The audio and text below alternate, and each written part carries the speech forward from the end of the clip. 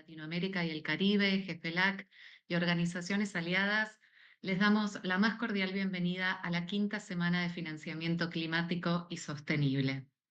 Hello everyone, my name is Nicole Makowski, and on behalf of the Climate Finance Group for Latin America and the Caribbean, GEFELAC, and allied organizations, we warmly welcome you to the fifth Sustainable and Climate Finance Week. We wanted to remember you that all the sessions will have simultaneous interpretation into English, so you can enable it in the Zoom taskbar. So todas las sesiones van a tener traducción simultánea al inglés, pueden habilitarla en la barra de tareas del Zoom. Y ahora, sin más, también le voy a dar la palabra a nuestra moderadora de esta primera sesión inaugural del día de hoy, Sandra Guzmán, quien es la directora general y fundadora de GEFELAC. Sandra, el piso es tuyo. Muchísimas gracias, Nicole. Muchísimas gracias a todas y todos. Thank you so much, everyone. Es un verdadero placer estar en esta quinta semana de financiamiento climático y sobre todo es un verdadero placer tener un arranque tan importante como el que vamos a tener en esta primera sesión de bienvenida, en donde tenemos una diversidad de voces reconociendo que nos encontramos en un momento crítico, en un momento en donde estamos observando una diversidad de crisis, la crisis climática, la crisis económica, la crisis social y, por supuesto, parte fundamental del reto es transformar el sector financiero. Pero para lograrlo necesitamos diferentes visiones, diferentes voces, necesitamos reconocer que el sector financiero debe cambiar en su conjunto para no solo atender estas diferentes crisis, pero también para motivar a un tratamiento más estructural de problemas como es el cambio climático, la protección de la naturaleza y, por supuesto, diferentes temas que nos traen el día de hoy aquí. En esta sesión de apertura, y recordando que van a poder seguir esta sesión tanto en inglés como en español, me encantará presentarles a quienes nos acompañan esta mañana. Personas sumamente trabajadoras que han estado comprometidas en sus diferentes causas, en sus diferentes procesos y que han traído un foco muy especial a la importancia de transformar el sector financiero considerando esta diversidad de enfoques. Hoy quiero darle la más cordial bienvenida a nuestros panelistas de esta sesión inaugural. Voy a dar sus nombres y después voy a darles una serie de preguntas guía para que ellos y ellas puedan darnos estas palabras de apertura. El día de hoy contamos con la distinguida presencia de Avinash Persaud. Él es asesor especial sobre cambio climático del presidente del Banco Interamericano de Desarrollo, pero además una persona que ha venido trabajando fuertemente en la importancia de reformar las instituciones financieras a nivel internacional y, por supuesto, con un impacto importante en la región. También hoy contamos con la presencia de la excelente embajadora Elizabeth Thompson. Ella es embajadora y ahora es una nueva Sherpa del Climate Vulnerable Forum, un grupo de países que han estado impulsando el aumento de la ambición en materia de cambio climático en el mundo. Esta mañana también contaremos con la presencia de Daniel Dittelman, director de Investigación y Justicia Fiscal de la División de Desarrollo Económico de la Comisión Económica para América Latina y el Caribe, CEPAL. Y también contaremos con la presencia de Shille Bastida, activista climática, fundadora de Re-Earth y una voz muy importante a nivel internacional para elevar la importancia de atender esta crisis climática. También contaremos con la presencia de Patricia Gualinga, lideresa indígena de la Amazonía, que ha tenido mucha influencia para trabajar sobre la reforma de muchos sistemas y sobre todo a nivel económico, porque es importante darle un valor muy fundamental a la naturaleza en estas conversaciones. Y también nos da mucho gusto y es un honor también tener a Francisco Javier Vera. Él es activista climático, fundador de Guardianes por la Vida y también una voz que desde hace muchos años ha sido crítica en América Latina para elevar la presencia de las juventudes y su importancia en esta transformación del sistema financiero. To introduce my first panelist, I will switch to English, and I would love to thank to my first speaker, Avinash Persaud, who is climate change advisor for the president in the IDB. Avinash has a very, very important trajectory, but he has been a very, very important person to start this deeper conversation about why it's important to transform the financial sector. So Avinash, I would love to start with you.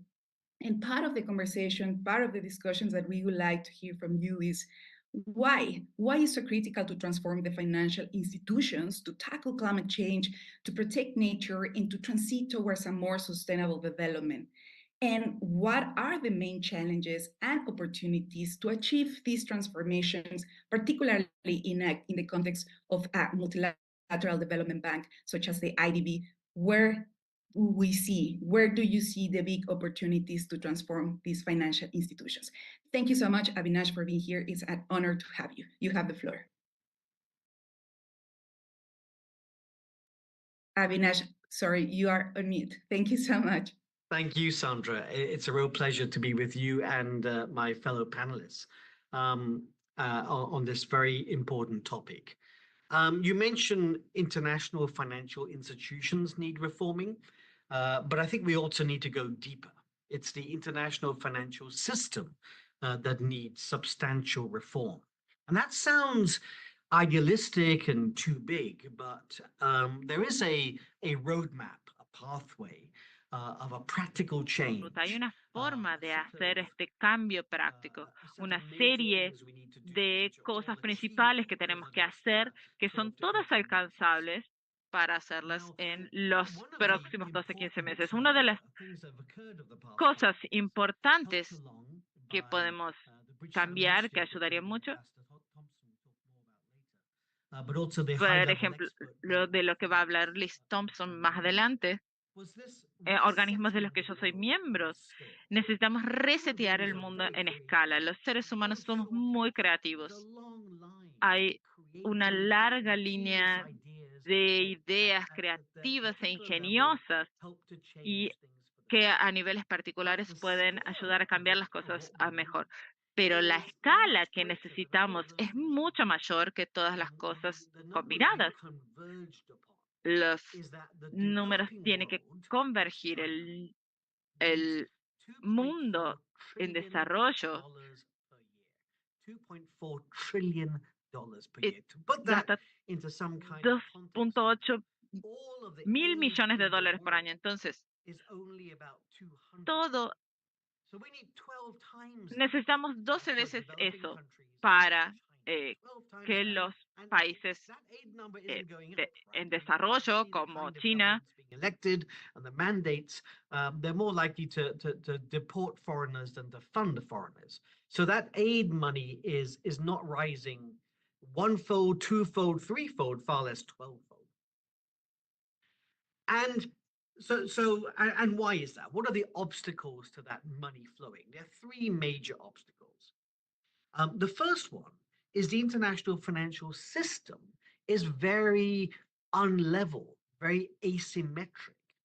Developing countries, so the world system is based around a small number of safe currencies, and they're defined as safe, defined in the regulation, in the rules. They're not actually fundamentally safe, but we define America and Europe as safe places, even though their debt to GDP numbers are pretty high.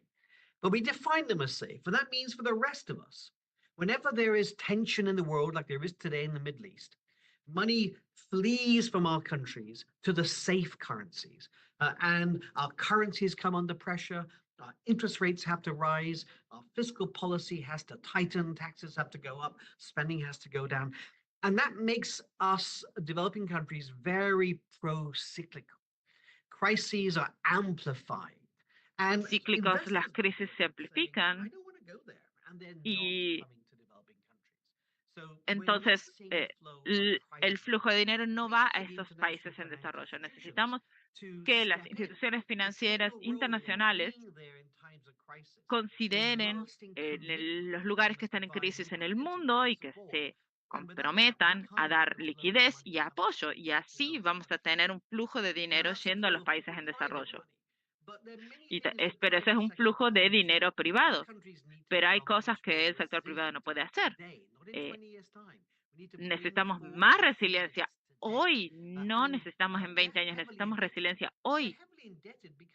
Y los países están muy endeudados. Y aunque ellos no causaron la crisis climática, tienen más vulnerabilidad a ellos por causa de la geografía, por la incapacidad de responder al cambio climático. Y se necesitan 300.000 millones de años de dólares por año para la resiliencia. Entonces, los bancos necesitan ofrecer préstamos a larguísimo plazo, a 50 años, con intereses de 5% en vez de 10. Spend on, that actually is a significant discount and subsidy and will allow countries to bring forward their defense. Let me add one final thing. So people would say, why do I not go for grants for adaptation? And I say to them, if there were all the grants in the world, of course I would. If I could find $1 trillion tucked behind the sofa, we should want grants for all of adaptation and resilience, especially given the injustice that these countries didn't cause the crisis. But countries can borrow long-term low cost to build their resilience, because when they're resilient, there will be lots of savings from becoming resilient. What they can't borrow money for is the loss and damage that's hitting them today. If you had to borrow money every time a disaster like Hurricane Beryl or Hurricane Helene came past, you'd be sinking under oceans of debt long before the sea levels rise up. And so for that, we need much more. For that, we need real grants and resources and new tax revenues. For example, a levy on shipping, on aviation, a levy on oil, on gas or coal, and not to rely on sort of magical illusions like insurance or carbon credits to make the way. Thank you so much, Avinash, for this important call. As you said, it's not only about the financial institutions, but it's about the whole system and all the different challenges that they are facing, but as well as some recommendations to go forward. We really thank you for this input. And we, following what you were mentioning, I would love to welcome Distinguished Excellency Ambassador Elizabeth Thompson, that you have been also working a lot on this important reform of the financial system. And I would like to hear more in your point of view, what are those main challenges that these institutions are facing to tackle one of the big issues that Dr. Avinash mentioned, which is indebtedness. There is a growing level of debt in developing countries, which is constraining the fiscal space to transform. What these institutions can do, and in your point of view, in the point of view, the CBF, the Climate Vulnerable Forum, what the governments, as well as these financial institutions, need to do to accelerate this transformation and tackle these important historical challenges that the Global South is facing. Thank you so much for being here. It's an honor to have you. You have the floor. Buenos días a todos. I'm going to speak in English. Thank you very much. I think this is an important discussion, and Avinash has already hit on several key notes. You asked me in relation to the challenges. The principal challenge, put in a nutshell, is that we need to be able to deliver four things: dignity to everybody in the world, particularly those who are disadvantaged socially and economically and environmentally by the climate crisis. That's one. We need to be able to develop models of development that are suited for national circumstances. That's two. We need to be able to create enough fiscal space to allow for resilience building in these countries that are climate impacted and are severely climate vulnerable. And we need to be able to shock-proof economies. Those are the four things that are absolutely critical to stop countries that are on the precipice of collapse from actually falling into collapse and becoming failed states. So you ask about the challenges, and Avinash spoke to it. Right now, there is millions available, but what we need is to be able to scale up to the trillions. So we have to be able to access capital at the scale of the problem, capital that is commensurate with the nature of the challenge and the nature of the financial resources to respond to the challenge which countries are encountering. How do we do that? We need to have accessible capital, and let us recognize that this is a major problem. Even though the Fund for Responding to Loss and Damage has been put in place, the capital in the fund at the moment is only, I think, was it $700 million or something of the sort, nowhere near what is needed. So it needs to be available, readily available. Countries in the Eastern Caribbean and across this region have been tremendously hit by Hurricane Beryl, and yet there is no capital available for response. So we need to have a fund that is accessible, that is readily available to support the climate vulnerable and the climate impacted.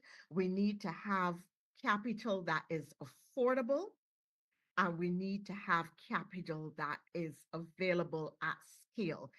That is the nature of the challenge, that right now, none of those exist. So that countries are pretty much on their own or left with capital that is inadequate given their fiscal circumstances to respond to the scale of the problem. Avinash spoke about why we need to reform the multinational institutions and the international financial system, and that is critical. He spoke to the affordability of the issue, the fact that developed countries borrow capital at 2%, 5%, developing countries which can ill afford it, which did not cause the climate crisis, are borrowing at 10% and upward, significantly upward. These are the major challenges. We are saying that SDRs are available. Let us liberate the money being held in the SDR trust for use. Let us ensure that we have debt for nature clauses that will give capital to countries. Let us ensure that we have crisis clauses and sovereign debt instruments. Let us ensure that we get revenues from the international financial system and from the international system. Avi spoke to some of the possible areas for new taxes on shipping, on aviation, on fossil fuels, on the international financial services, so that the nature of the challenge is huge. The nature of the response has to be commensurate, and the challenges being faced are not singular to small island developing states. That are exacerbated and escalated in the context of small island states where our populations are small, our tax revenues are tiny, our business sector is micro business and cannot generate the kinds of finances, the kinds of capital, the kinds of taxes, nor does our private sector have the capital to be able to do the development programming that countries need. So the money has to come from the international community. And let's be real, it is the developed countries, the lifestyle and industry of which are causing the crisis in the small island developing states and across the developing world, in LDCs and so on, where these countries can ill afford to respond. I will come back in later about the CVF and some of our plans and proposals, but I will pause here so that others can speak. But thank you, Avi, for starting us off, I think, on a really interesting and good note, strong note. Thank you so much, Ambassador Thompson. And so also thank you so much for reminding us that this is not about scarcity in terms of money. The money is there, but it's how it's allocated. And I will switch to Spanish precisely to talk about these fiscal policies. Muchísimas gracias al doctor Daniel Titelman que nos acompaña el día de hoy precisamente para hablar de un tema muy importante que tiene que ver con la importancia de tener un marco fiscal global que permita esta recaudación para que los países puedan hacer frente a estos problemas. Daniel Titelman de CEPAL, ¿por qué? ¿Por qué es importante tener este marco global para hacer frente a problemas como el cambio climático, la destrucción de la naturaleza y cómo está avanzando la región de América Latina y el Caribe en estos procesos de generar políticas fiscales que favorezcan la atención de estos problemas que hemos mencionado? Muchísimas gracias por estar aquí y tiene la palabra. Bueno, antes que nada, muchas gracias por la invitación. Voy a hablar en español. Y feliz de poder acompañarlos y participar. Y solamente una aclaración, yo soy director de la División de Desarrollo Económico de la CEPAL. Simplemente esa aclaración. Bueno, en los minutos que tengo quisiera aprovechar las dos excelentes presentaciones de Avinash y de Elizabeth, donde creo que pusieron el tema central. El cambio climático está demandando una gran necesidad de movilizar un aumento de recursos nunca visto, 2,4 trillones por año al mundo en desarrollo, y eso por supuesto es plata pública y plata privada, o sea, requerimos de inversión pública y privada. Y lamentablemente el espacio fiscal de nuestros países no permite financiar los desafíos de inversión que requiere la adaptación el cambio, y mitigación del cambio climático y mantenernos en una senda de trayectoria sostenible fiscal. Y por lo tanto el gran desafío no es cómo genero superávit fiscales, sino cómo fortalezco el espacio fiscal para que las políticas fiscales puedan dar respuesta a la necesidad de la inversión pública que demanda el cambio climático. Y además, esto es un tema central porque hay un grado de urgencia. No podemos seguir demorando las inversiones que tenemos que hacer para enfrentar el cambio climático. Y por lo tanto, el espacio fiscal ya no es como los ajustes fiscales de antaño en que reduzcamos gastos hasta que equilibremos las cuentas, sino que necesitamos gastar, necesitamos invertir. Y necesitamos junto con la inversión pública, necesitamos inversión privada. Y por lo tanto, la inversión pública hay que empezar a financiarla y hay que empezar a financiarla hoy en un contexto macroeconómico muy complejo y de bajo espacio fiscal. Por eso la pregunta esencial a mi juicio es cómo fortalecemos y expandimos el espacio fiscal, y ahí pasa a dos temas. Uno, cómo fortalecemos y que expandimos la capacidad de ingresos fiscales, tanto domésticos como internacionales.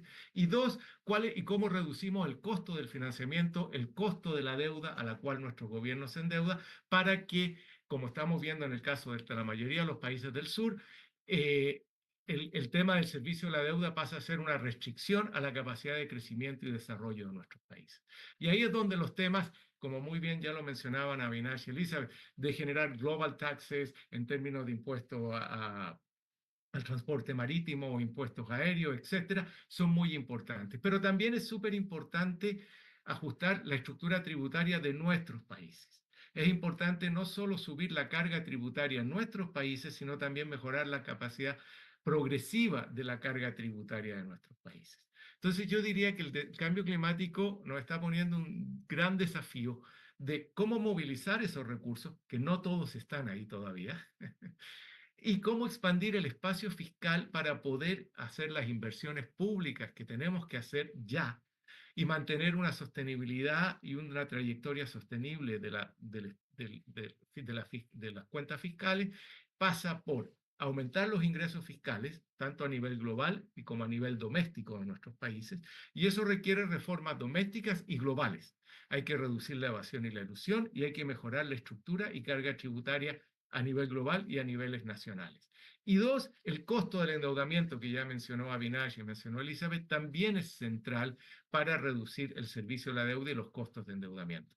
Si nuestros países no hacen eso, es muy poca la posibilidad de que puedan empezar a hacer las inversiones que se requieren. Nosotros hemos hecho muchos estudios en CEPAL donde mostramos que si no se ajustan los costos financieros y si no se mejoran los ingresos fiscales, la sostenibilidad de la deuda de nuestros países no es viable si empezamos a hacer las inversiones que tenemos que hacer para enfrentar el cambio climático. Y lo que también decimos es que esas inversiones hay que hacerlas y hay que hacerlas con carácter de urgencia. Entonces hay que dar una respuesta ya a nuestras necesidades fiscales para poder sostener esa trayectoria de inversión. El ajustar la inversión no es la respuesta porque el planeta no lo permite. Por lo tanto, la pregunta es, ¿cómo hago más sólidas las cuentas fiscales que me permitan financiar de manera sostenible esa inversión? Y ahí es donde vienen estas reformas y cambios en la estructura tributaria internacional, cambios en la arquitectura financiera internacional, como lo mencionaban mis antecesores, y cambios en la estructura de la estructura fiscal de nuestros países, donde tenemos que reducir evasión y elusión, tenemos que mejorar la carga tributaria y resolver el tema de lo que nosotros hemos llamado development constraint de la deuda externa. La deuda externa no es solo un problema de crisis, de debt distress, es un problema de development distress en la medida que limita nuestro espacio fiscal para las inversiones públicas. Muchas gracias.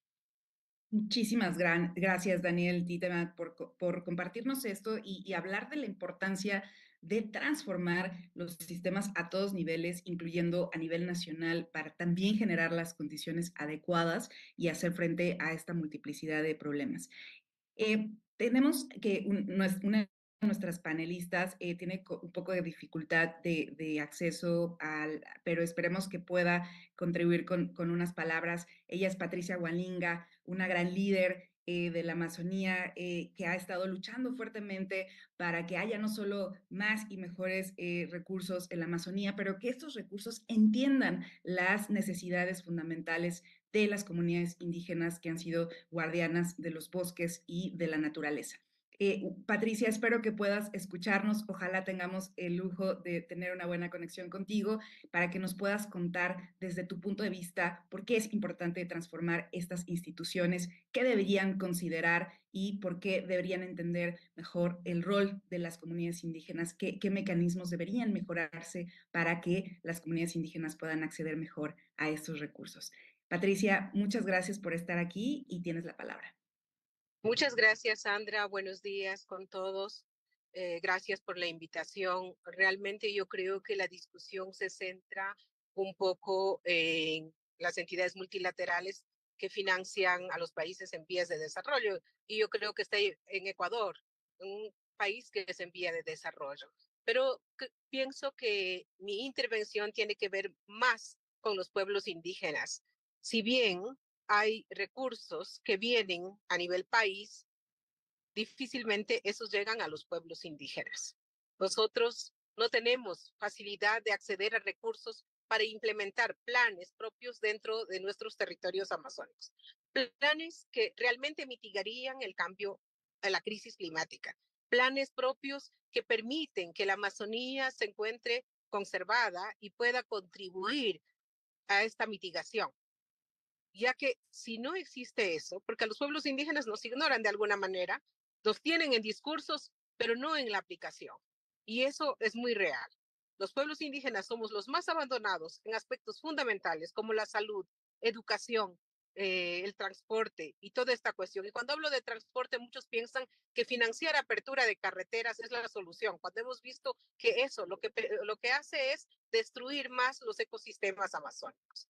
Yo pienso que las burocracias que existen en tratar de aplicar a ciertos financiamientos es lo que impide que los pueblos puedan acceder a planes, a recursos para desarrollar los planes propios. Tenemos propuestas muy propias que tratamos de difundir y de compartir, pero que difícilmente son entendidas dentro de un panorama de financiamiento. Piensan que nosotros no necesitamos recursos como para poder implementar planes que de alguna manera promuevan una equidad, que promuevan que no exista esta brecha abismal entre lo que es la atención a los pueblos más marginados y lo que se discute a nivel de financiamiento. Hay que tomar muy en cuenta eso, especialmente todas las cuestiones burocráticas que a veces a las que se enfrentan los pueblos sin poder acceder y sin poder entender todas las discusiones que se está generando en un nivel que no llega como información a los pueblos. Ahora, a nivel de los gobiernos, yo creo que hay que ver muy en cuenta, especialmente los bancos que no deben financiar actividades extractivas, que no deben seguir financiando, porque las actividades extractivas están destruyendo nuestros ecosistemas amazónicos. ¿A cuáles me refiero? Petróleo, minería, me refiero a hidroeléctricas y también a madereras, que son aquellos nudos fundamentales que realmente hacen que la Amazonía empiece a destruirse poco a poco. Entonces yo creo que deben analizar muy bien estos aspectos y dejar de financiar a industrias extractivas que atentan nuestros derechos, que atentan el territorio, que destruyen los ecosistemas amazónicos y que contribuyen a que esta crisis climática vaya de mal en peor. Si hacen esto, habrán ayudado bastante a los pueblos indígenas, porque si no nos toca estar en la primera línea luchando, defendiendo derechos y muchas veces enfrentando hasta con nuestra vida. Somos perseguidos por ser defensores de derechos de la naturaleza y defensores de los derechos de los pueblos indígenas. Y muchos pueblos indígenas han muerto por estar defendiendo derechos. Hay que visibilizar estas cuestiones y hacer que haya un respeto a los derechos humanos y a los derechos de los defensores ambientales. Muchísimas gracias, Sandra, por la invitación. Muchísimas gracias, Patricia. Apreciamos mucho que te hayas podido conectarse, que tienes que retirarte y te agradecemos por tu mensaje. Y justamente tocas uno de los puntos más complejos y es que buena parte de las inversiones que se están haciendo en América Latina no necesariamente tienen este análisis de las condiciones sociales y económicas y esto ha llevado a muchos actores, a muchos defensores del territorio a enfrentarse con estos grandes desarrollos que no consideran estos valores y por eso hoy la región de América Latina y el Caribe tiene algunos de los países en donde ser defensor ambiental es casi que es un delito, ¿no? Estamos siendo asesinados por la defensa ante inversiones y también esto es parte, hablábamos del acceso, pero también hay que hablar de la calidad del financiamiento, de cómo, hacia dónde se tendría que ir para reducir estos grandes problemas. Y por eso me da mucho gusto darle la bienvenida a Xiye Bastida, una activista climática que ha trabajado fuertemente en esta visión desde la justicia climática. Y Xiye, justo desde el punto de vista de las juventudes, pensando en que lo que invirtamos hoy va a tener un impacto en los años por venir, ¿qué aspectos deben considerar estas instituciones financieras, esta reforma del sistema financiero internacional para alcanzar realmente una transición justa que incluya la visión de todos los grupos, particularmente aquellos en estado de vulnerabilidad? ¿Y cuál sería tu llamado para instituciones pues, que tienen grandes oportunidades de cambiar y hacia dónde consideras que debería esta reforma llegar? Muchísimas gracias por estar aquí, Xiye, tienes la palabra. Muchísimas gracias, Sandra, y saludo a mis panelistas, copanelistas. Es un honor estar aquí contigo, Patricia, and so nice to be with you as well, Avinash, y Daniel. Entonces, y Liz también. Entonces, yo, pues, les quiero dar primero una perspectiva de lo que es ser una joven activista en todos estos modelos de, por ejemplo, de Naciones Unidas, donde yo he ido a las últimas 5 COPs y siempre estamos empujando a que se pasen, pues, no sé, la política de pérdidas y daños o la resolución de, por ejemplo, ahorita va a venir la resolución del nuevo objetivo colectivo cuantificable en CQG, the New Collective Quantified Goal. Entonces están todos estos procesos en las negociaciones de cambio climático en la UNFCCC, en Naciones Unidas, donde la verdad lo que se siente es que están creando más y más como, pues, obstáculos para que en verdad se implemente lo del Acuerdo de París, para que en verdad se implemente todos estos sistemas de mitigación y adaptación que necesitamos.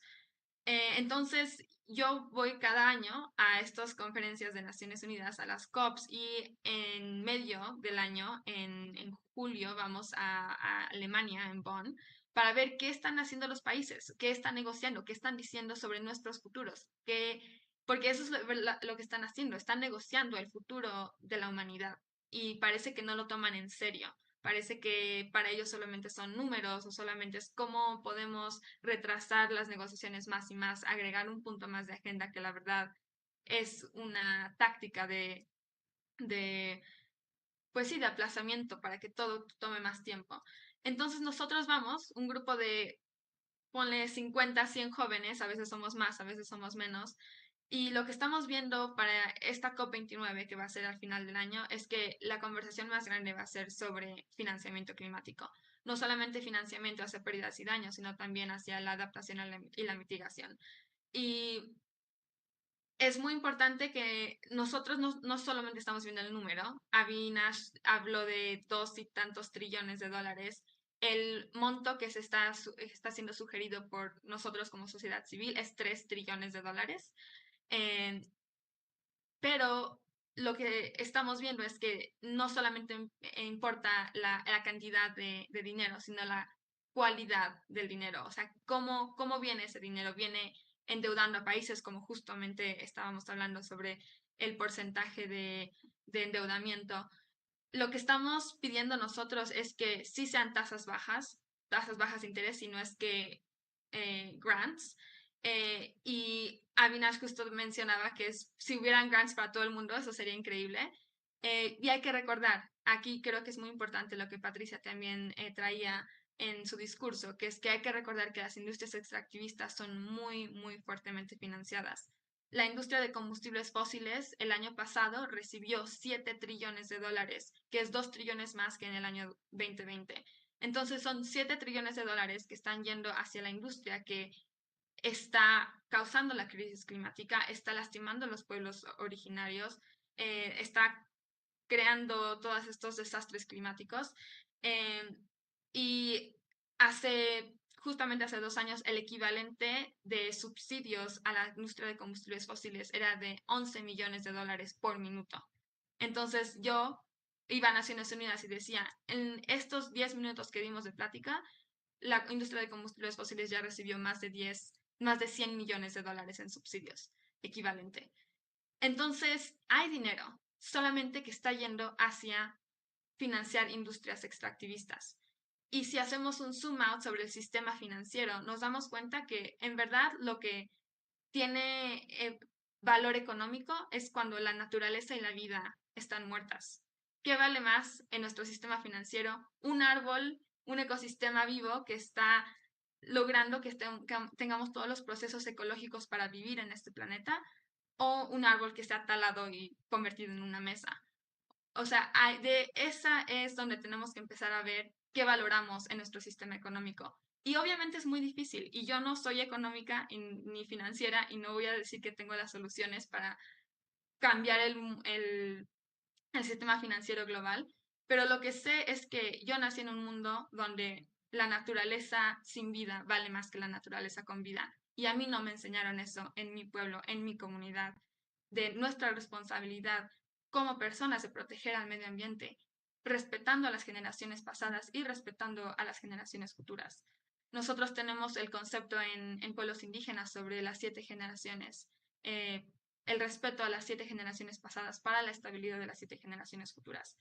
Entonces, lo que estoy haciendo ahora en esto del mundo financiero es no solamente abogar para que nosotros tengamos como jóvenes y como generaciones futuras el derecho de nacer en los planetary boundaries, que son el nuevo marco sobre dónde tiene que estar el planeta en 9 diferentes parámetros, incluyendo cambio climático, para estar en una zona segura. Entonces, eso es lo que tenemos que lograr, que estemos en esa zona segura de los planetary boundaries. Pero también tenemos que empezar a abogar porque hay muchas personas tratando de hacer esto. ¿Cómo valoramos la naturaleza en el sistema financiero? ¿Cómo alguien puede decir que la naturaleza va a tener en un Excel una línea que diga esto tiene valor? Porque los sistemas, los servicios ecosistémicos que tiene no sé, un bosque o una selva o el mar, no están siendo considerados en el sistema financiero, y más de la mitad del Producto Interno Bruto Global es dependiente exclusivamente en la salud de los ecosistemas. Entonces lo estamos tomando simplemente como, ¿cómo se dice? Así, o sea, como si la naturaleza estuviera ahí por siempre y no tuviéramos que estarlo protegiendo. Y Patricia te diría que y porque la he escuchado, perdón, Patricia, si estoy poniendo palabras, pero la he escuchado, que si no hubiera pueblos indígenas, no hubiera naturaleza que proteger. La naturaleza ya no estuviera ahí dándonos toda la vida que nos da. Entonces, pues ese es mi aporte. Yo creo que hay que no solamente, hay que hacernos preguntas mucho más fundamentales sobre qué valoramos en este mundo y cómo podemos lograr que las generaciones futuras no solamente tengan un planeta donde vivir y prosperar, sino un sistema financiero que no nos ahogue y que valore en verdad lo que es la vida.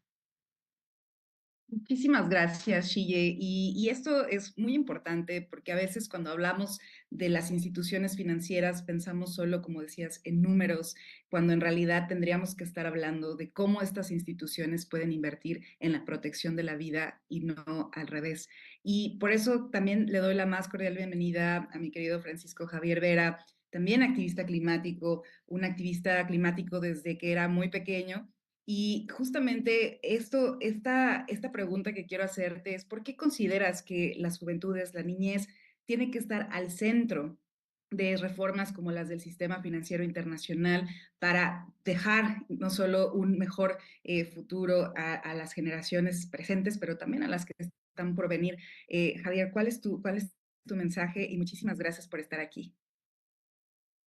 No, muchísimas gracias, Sandra, por el espacio, por la invitación. Muchas gracias. Ahorita estamos aquí en Querétaro, México, en el Día Mundial del Hábitat, ahí también con Chille.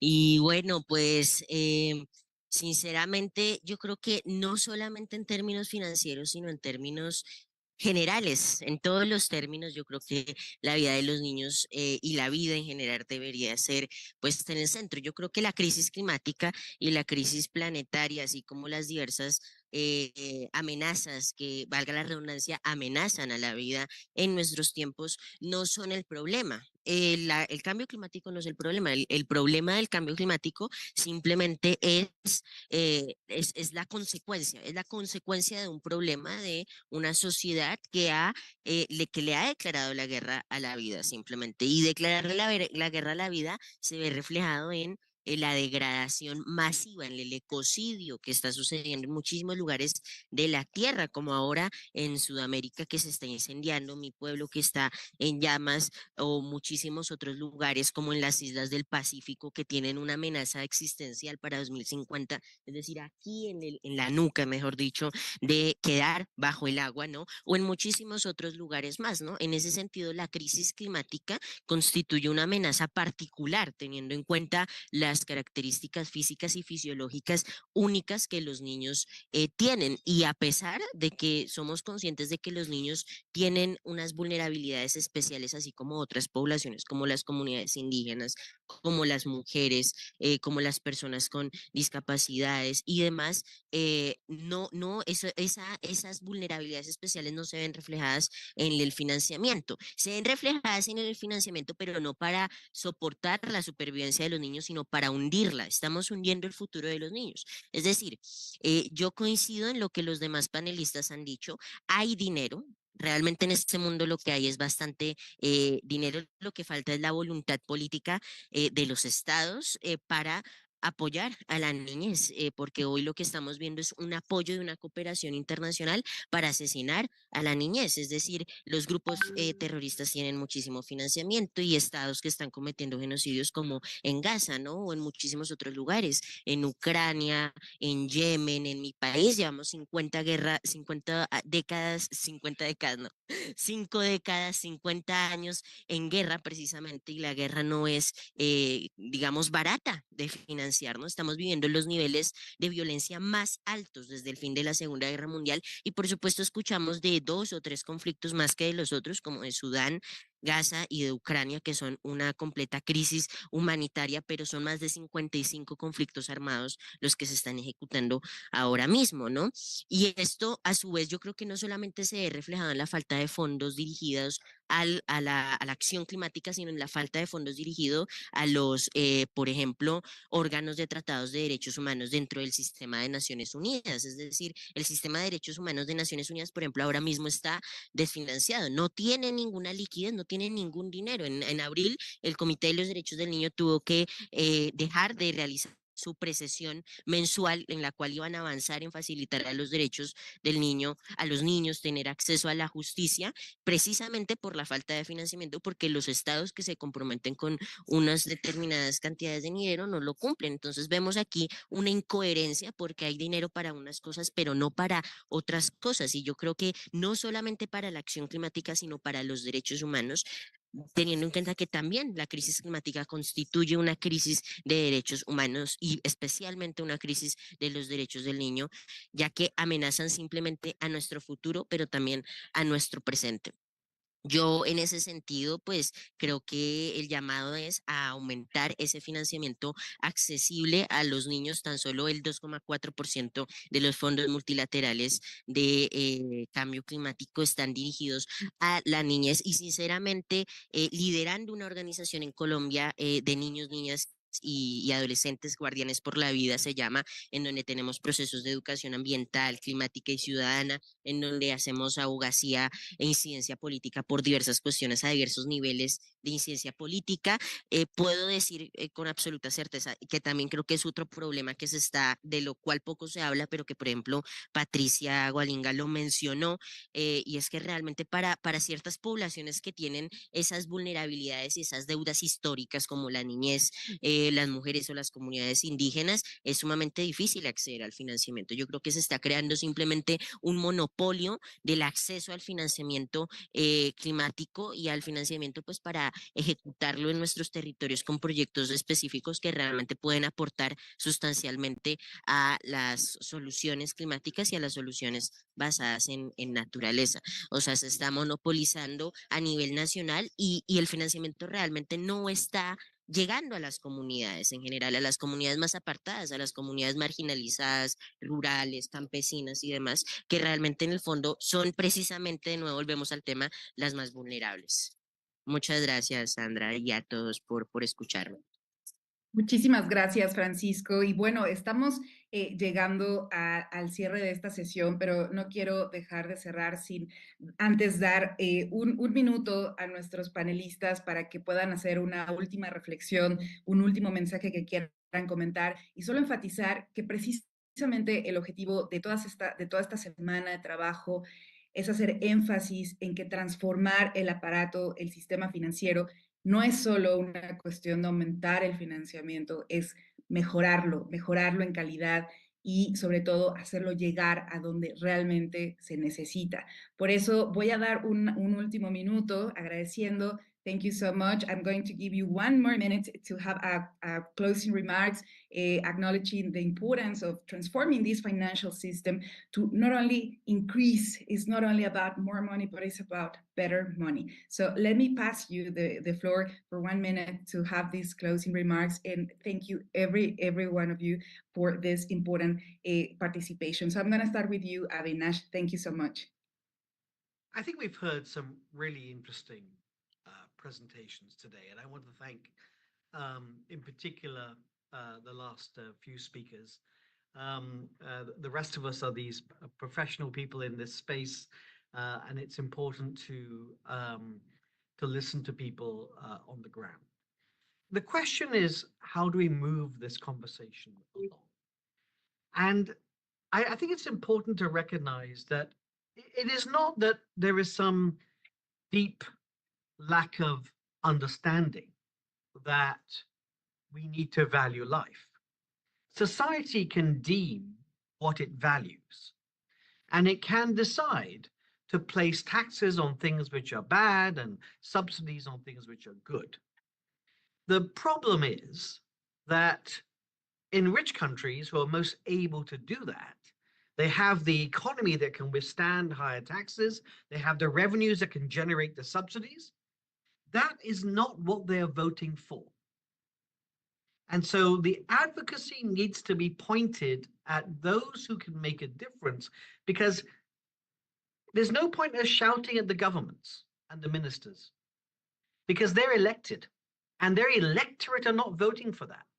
Their electorate are voting to cut taxes, to withdraw support for their own people, not provide support for other people, not to be investing in nature. That is the challenge we have, really. We need to direct our advocacy around the electorates. The electorates around the world are not voting for this. It's not that we don't have a mechanism to achieve it, but we need the will to achieve it. And it's not the will of leaders, it's the will of leaders and the people that they must lead. Thank you so much, Avinash, for this important call. It's about people, but it's also about where do we put our vote in. Definitely, this is a critical element in many countries that are about to have elections soon. Please, Ambassador Thompson, please give us your perspectives in these closing remarks. And once again, thank you so much for being here. Thank you very much for having me. Okay, I think that I would want to make 2 points.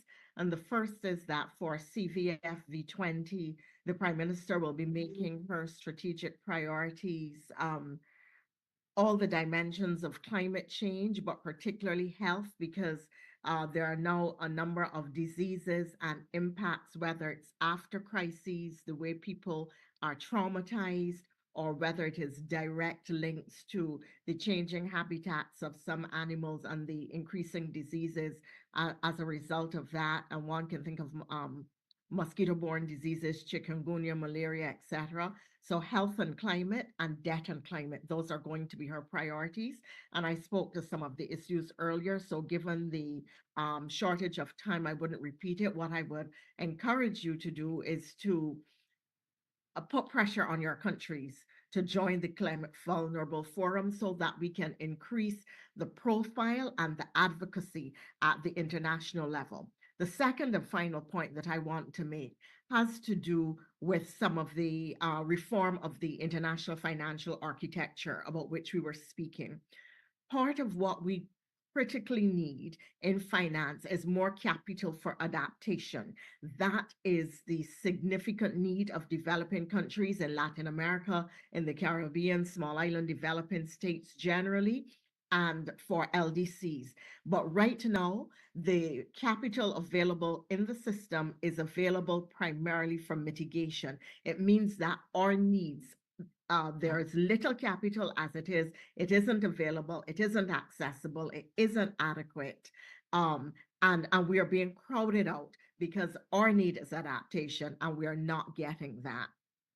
The final point I want to make is this. We're talking about NCQG, a new collective quantified goal. It is absolutely critical that we ensure that there is a ceiling or a bottom floor, that we know we don't want to go below. So we should press for that. Equally, in the talk about transparency and accountability, the developed world is always saying that we, the recipients of capital, should be accountable and that there should be transparency in how we use the resources. But equally, we should ensure that transparency and accountability is built in to ensure that those people who commit to giving capital do actually give what they say they will. And the $100 billion and the fact that it took over a decade and that to date there's been lots of double counting and tremendous uncertainty about whether we ever reach that goal or not shows how absolutely critical it is that those who are giving capital and responsible for the capital flows are held to account and that there is transparency in the accounting systems. There should not only be accountability and transparency on the side of developing countries and the recipients of capital. Those who are given it have to be held to account as well. So those would be my final points. Muchísimas gracias. Thank you so much, Ambassador, also for bringing this important point about transparency. And at the end of the day, this will be also about trust, building this trust that is so needed in the system. Thank you so much. I'm going to go with Daniel Titelman para sus últimas palabras. Muchísimas gracias. Muchas gracias. Y bueno, muy breve. Creo que aquí se han puesto temas muy importantes sobre la mesa, pero lo principal que yo leería de lo que hemos estado planteando es la necesidad de la urgencia. El cambio climático y el combate al cambio climático, que implica un gran desafío de inversión por parte de nuestros países y del mundo en su totalidad, no puede esperar. Y tenemos que movilizar recursos, pero también tenemos que movilizar gente, tenemos que cuidar que los efectos del cambio climático, no solo sobre el planeta, sobre la economía, sino los efectos sociales y cómo esto va a golpear a la gran diversidad de las personas. Y eso requiere una voluntad política. Y movilizar recursos, si bien tiene temas técnicos, también tiene una gran voluntad política.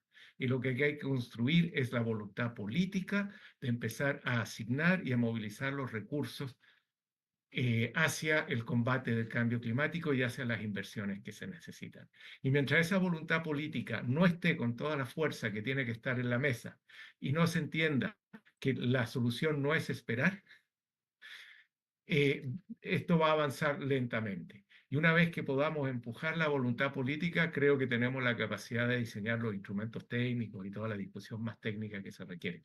Pero creo que el gran mensaje que sale de esta inauguración y escuchando a mis colegas es la necesidad de que la voluntad política aún no es lo suficientemente fuerte para dar el empujón que se requiere para empezar a mover los recursos para enfrentar el cambio climático. Gracias.